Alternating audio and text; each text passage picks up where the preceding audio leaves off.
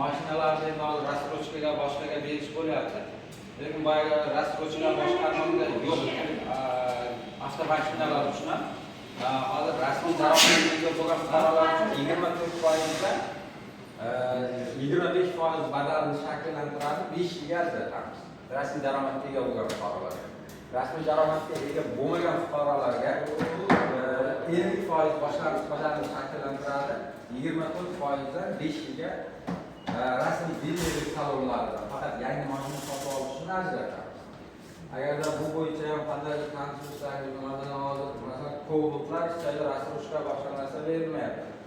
Hozir endi fuqarolar ko'pchiligi bilan men rasmiy daromadim yo'q, 50% beraman-da, ko'chadagi boyagi pulga beradigandan pulga olib asta-asta qutulaman deydi.